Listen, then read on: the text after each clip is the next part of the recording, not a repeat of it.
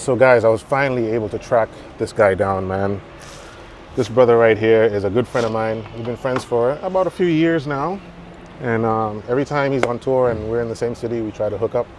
And I've never had a chance to interview him because it's usually pretty busy on the road and him getting through sound check and all that. But today we had some time, so we're gonna interview him. Here he is, ladies and gentlemen, Jason Reynolds, AKA Redz, the man with the master plan. Turn around and show my back. Big time Manchester United fan, as you can see. Yes. His name is not Redz for no reason. He's got a red shirt on. Right. He's got a red microphone. Which is right. Everything is red. So Redz, just real quick, man. It's so good to be here. So good to see you, bro. See you as always, yeah, you know. Man. Just a couple of questions for you. Number one, so growing up, right? How did you decide that this is what you wanted to do with your life? I mean, I know you share that sometimes on Instagram, but we'd love to know. I mean, so I started in church. Started doing sound in church. I thankfully went to a church that was pretty musical. Growing up in Jamaica, Pentecostal Tabernacle, and so I kind of developed an interest there. I wouldn't say that I knew this is what I wanted to do in my life at that time. I just knew I had a love for it. I had a really great mentor in a gentleman named Paul Price, who taught me everything I know about sound, and so that was just sort of my introduction to it. And I never really knew whether or not it would become a career until much later when we moved to Canada. And I decided to go to school for recording engineering at Metalworks Institute in Canada. But I always had a love for live, so even though I studied recording engineering, I wanted to do live sound. And so I started freelancing, and then much later on, probably about 11 years ago, just over 10 years ago actually, is when I got the call from Shaggy to go on the road. And so that's sort of when it turned, when it changed. You know, I always believed maybe that the opportunity would come along, but sometimes it's just hard to see it when it isn't happening right away. So after a few years of freelancing, the opportunity came to tour with Shaggy, and the rest is history, as they say. Fantastic, man. I didn't even give people your resume. I mean, it's so long. I can't really sit here and go through the list of people that you've worked with. But for the most part, you are production manager with Shaggy. Yeah, was no longer. No longer, okay. That's news. Yeah, as of December last year. You're also managing the great Miss Julie Black. Yes. Up in Canada. She's amazing. And obviously you're here on tour with the Marley brothers, which you've been working with for many years now, together with Veer at front of house. And Steve, who's right behind me. We'll get to him in a second. The incredible Steve Tom. The incredible Steve Tom, who says no one follows him on Instagram, so we need to get his numbers up. So they're both at Monitor World on this tour. So talk to us a little bit about this tour. How's it been going? What any challenges? Any, what's the good and the bad? I mean, the most challenging part of this tour is the physical side of the tour. It has been pretty grueling. No days off, just travel days.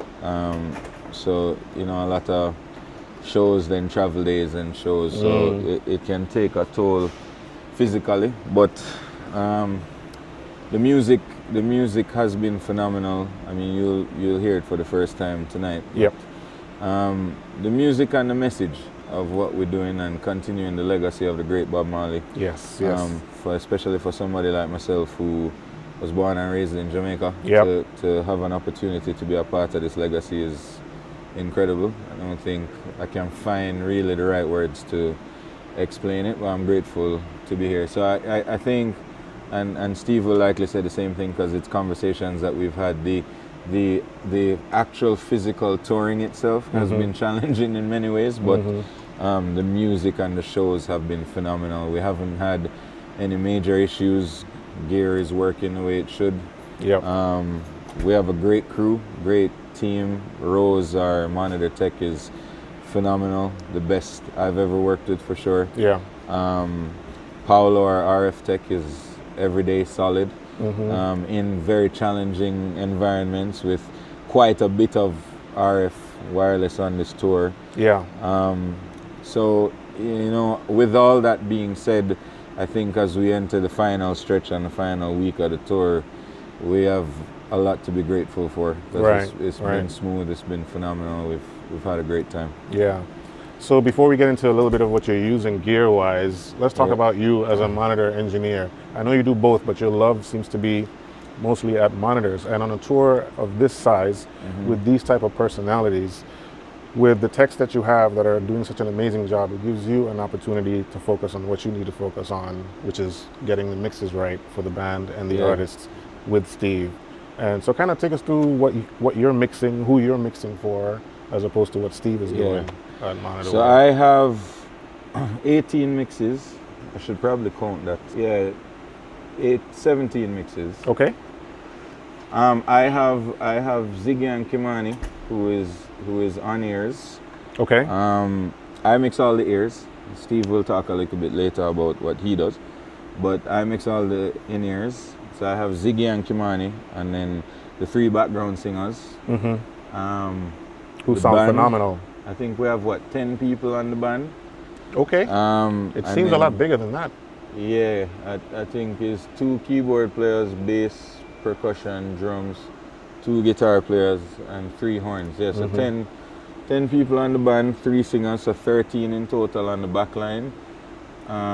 2 mixes up front, like I said, with Ziggy and Kimani, and then 2 tech mixes. So I split the tech mixes. I have the guitar tech on a different mix because he wants to hear guitars, obviously, out front in the mix, and we don't really want to listen to that. And he's on the other. He lives on the other side. He lives on the other side of the stage, and then we have another tech mix, which is the rest of the techs. We have 5 techs around the stage. So that's basically what I'm mixing on my desk, and I think we have 95 inputs coming off of the stage without talkbacks. Without talkbacks. Yeah, incredible. So that's 95 actual inputs. Are radios tied into it as well? We have radios going through the ears as well. Just so we can hear communication from the production manager, tour management if necessary during the show. And then there's quite a bit of talkbacks around. There's 2 talkbacks on stage left, one for Davin. He's our downstage left. He handles everything to do with the front line, the brothers. Okay. And then I have Azem, who is upstage left, who is our keyboard tech. And then on the right side, we got Slice, who handles basically all percussion instruments, and he's our lead backline tech. And then Julian, who's our guitar tech. And Doran, who is really on the tour as Ziggy's tour manager, but he does monitors when Ziggy is touring on his own, and so Doran has become a valuable resource for us, helping us with the front line and looking at everything that's going on stage right, because as you can see with my view today, I can't see across the stage, so Doran becomes a valuable resource for stage right for us.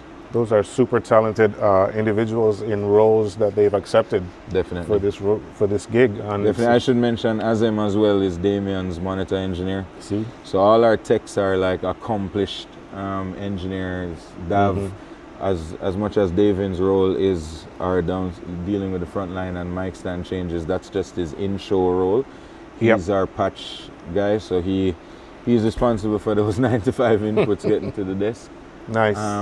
And he's been doing a great job at it. So, we have a phenomenal team on the audio side that has made the tour what it is really. Very nice, very nice.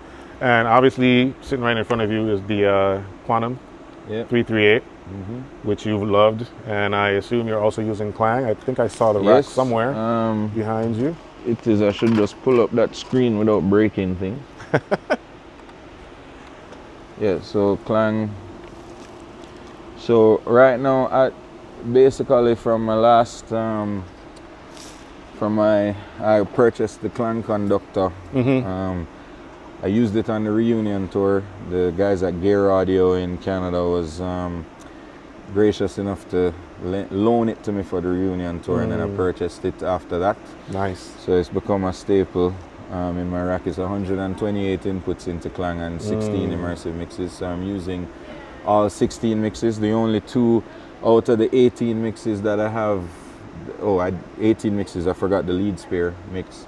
Okay. But the only two mixes that are not on Klang is the drummer and the guitar tech, just because it only does 16, so you have to choose. Makes sense. Makes sense. Yeah. So you have a 338. Steve, I believe, has a 338. Yes. As well. 338 as well. And then Veer has the 852. 852. We're not as lucky. But like I told Digico this morning, I did an interview with Digico this morning.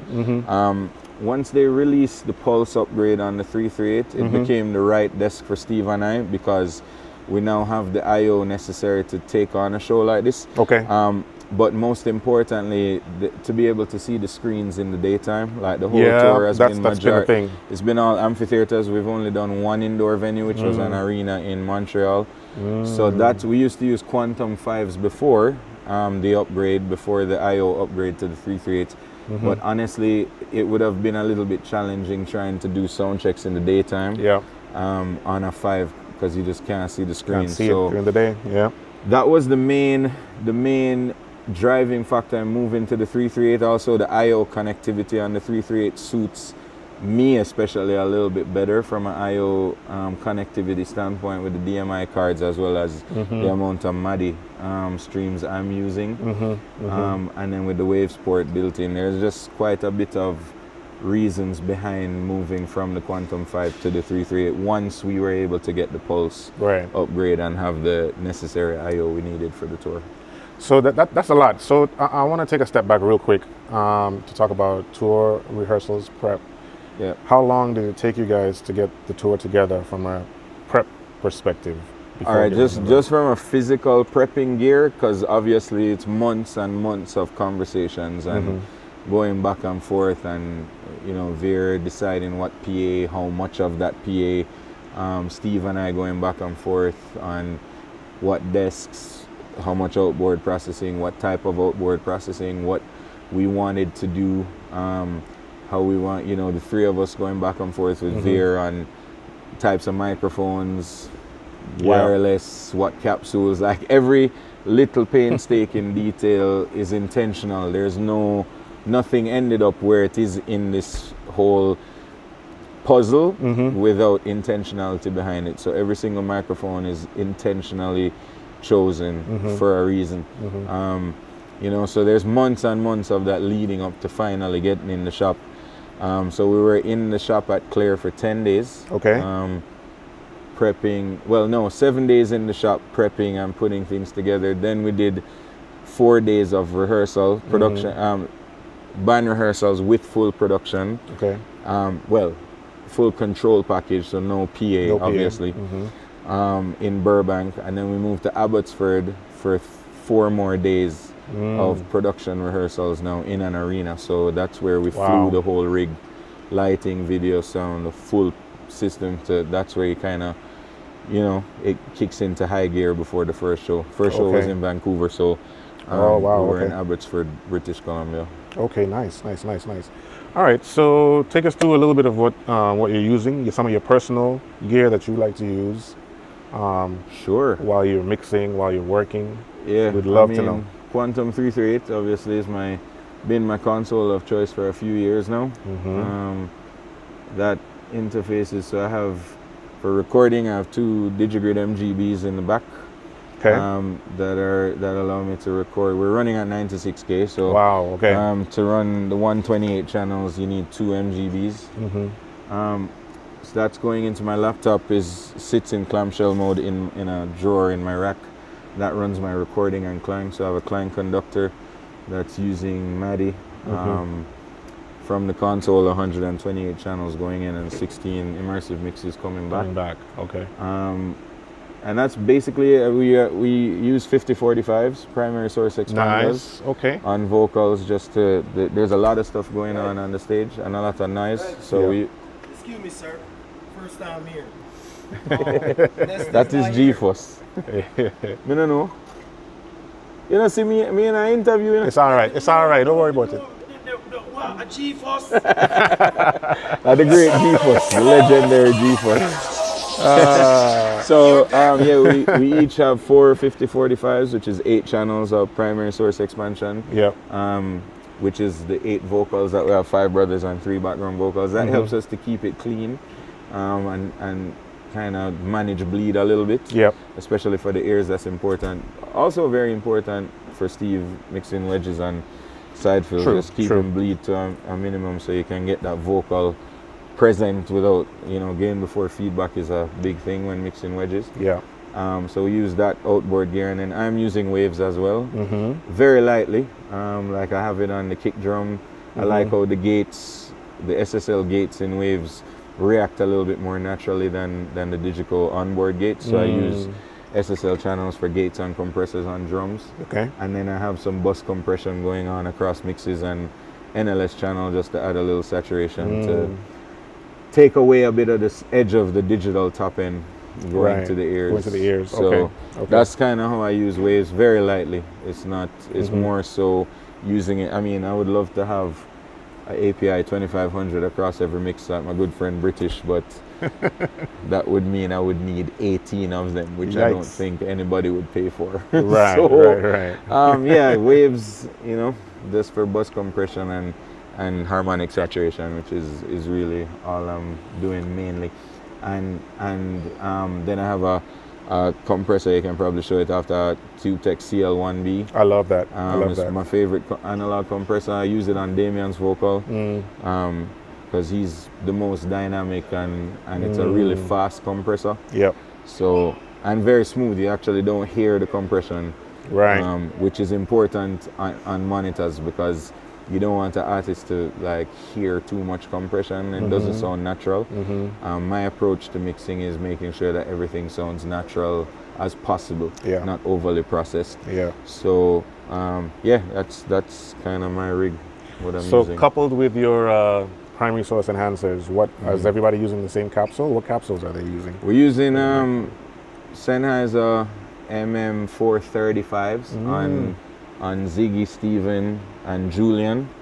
Kimani and Damian are on Accent with Beta 58 capsules. Oh, interesting. Good old Beta 58s. Okay. Just found it Damian likes how the Beta 58 feels in his hand. Okay. It's more so that for him is comfortable. For Kimani, we've just tried so many capsules. He sings quite a bit softer. So we needed a capsule that had great rejection and didn't Okay. have as much bleed, and we just settled with the 58. The first few shows we went through a ton of different capsules. We tried Earthworks, we tried DPA, we tried the Sennheiser, the MM435, we tried the Lewitt, and we just settled on the 58 because we could just get the vocal as present. So for us, like a lot of people may know, people who know me know that I'm a DPA master. I use DPA microphones. Yeah. But it's more so about the right tool for the right job. Agreed. So it's not just about blanketly using something because that's what you endorse or that's what you support. Within that framework of supporting DPA and being a DPA master, there has to be room to make the right choice for the right application. Yep. And so that's how we ended up with the vocal capsules that we're using. However, all the microphones for the most part on the back line are all DPA. Okay. The percussion rig is all 4099s and 2011s. The drum kit is predominantly 4099s with a sprinkling of some Earthworks. Okay. Earthworks kick drum mic, as well as some Earthworks overheads and a Neumann KM84 Okay. for hi-hat. Okay. It sounds and then great. again, all of the brothers' percussion is all DPA 2011s, 4099s. Wow. All the horn mics are 4099s. Those sound great. Yeah. Those sound really good. Very nice. Okay. Last question for you, Redz. Yep. What ears are you using on this, or what did you decide to use throughout your career, and why these now at this point in your career? Yeah, so I am a JH audio artist endorser. I've been with JH for a while. Personally, I own JH Sharonas, Okay. as well as a pair of Roxans. Been quite comfortable for many years, thankfully. The Sharonas were gifted to me by JH, by Jerry. Wow. So graciously. On this tour, however, I'm using Fur Audio Xenon 6s. And the reason for that is I have a combination of different ears on stage. Okay.